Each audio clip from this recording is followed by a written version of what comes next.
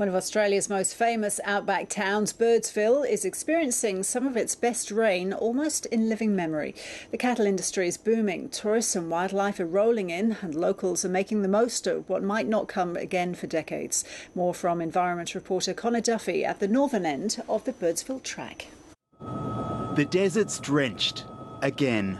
For the third year in a row, this cattle station on the edge of the Simpson Desert is underwater. It brings life, and new animals have taken flight in record numbers. This last 2 or 3 years, culminating in this year, have been the best seasons that I've known, and I've been here since the mid-60s. There are also record stock numbers. Improvements to roads mean graziers can move more cattle than ever before. We're better equipped today to take advantage of the seasons. We can have our cattle, we can fatten them, we can get them off the properties quickly. Firstly, probably put a bit of heart in all the producers and the council and the tourists and everyone. That you hear about the wildlife and the river systems out here, but to see it is something else. Back in towards town, Indigenous Ranger Don Rowlands says there's been a boom in tourism as well, and he's set up a display to document a sacred site.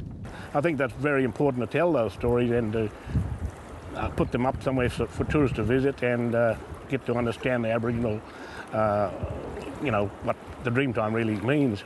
If you do make it to Birdsville, there's only one pub around for hundreds of kilometres. That's the 130-year-old Birdsville Hotel. And tonight, plenty of tourists are trickling in ahead of the start of the season. They say the long, expensive drive is worth it. Who cares about the kids' inheritance? You know what I mean? You get out and you have a look. Well, we're in the baby boomer, so we're all doing it, aren't we? Yeah. Pick up a caravan, a camper trailer and go and have a look. As the seasons pass, Birdsville will run dry again. But for now, there's plenty to drink. And this might be a flood they talk about here for decades. Connor Duffy, ABC News, Birdsville.